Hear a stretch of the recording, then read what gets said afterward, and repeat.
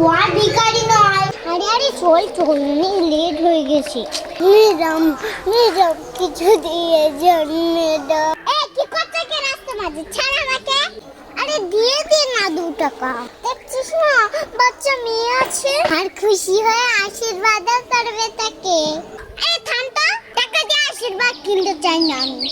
তাছাড়া এইসব কুড়ে লোকেদের এভাবে সাহায্য করে কোনো লাভ নেই। দেখ না হাত পা সবই আছে, তবে ভিক্ষা করছে।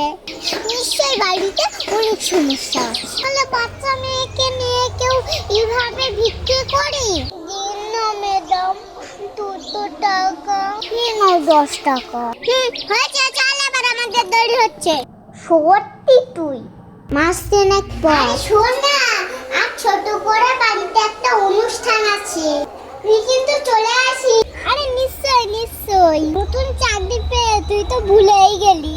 ভুলিনি রে, তাই তো ফোন করলাম। চলে আসিস, ছেলে কথা হবে। ম্যাডাম আমার পুজোর জোগাড় সব হয়ে গেছে, আর রান্না বান্নাও। সত্যি এত তাড়াতাড়ি আয়োজন হয়ে গেল? ঠিক আছে যাও যাও, এক্ষুনি গেস্টরা এসে পড়বে, তুমি একটু ওদের বসার ব্যবস্থা করো। হ্যাঁ ম্যাডাম যাচ্ছে। আরে শুভ্রা, তুই তো বিশাল আয়োজন করেছিস রে। ম্যাডাম প্রণাম আপনাকে।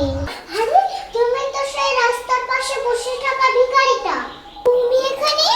না রে, ও আর ভিখারি নয়, ও নিজে পরিশ্রম করে টাকা রোজগার করে পরিবারকে এগিয়ে নিয়ে যাচ্ছে।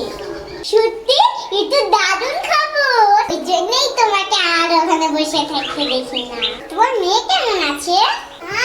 মা গো, আমি পরীক্ষায় ফার্স্ট হয়েছি। এই দেখো। সত্যি মা, কি ফার্স্ট হয়েছিস?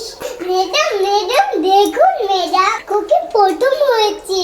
যা যা খুকি ম্যাডামকে প্রণাম কর। না না না, থাক থাক থাক, প্রণাম করতে হবে না, তুমি জীবনে অনেক বড় হও। সত্যি আমার এসব দেখে চোখে জল চলে এলো।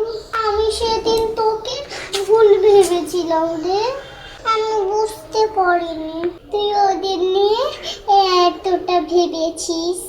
আমি চেয়েছিলাম ভিক্ষা নয়, কর্ম করে নিজের পরিচয় করে তুলুক। দেখ শিক্ষা রানী নাই কেমন নিজেকে গড়ে তুলছে। ওই পারবে একদিন ওর মায়ের সব দুঃখ ঘোচাতে।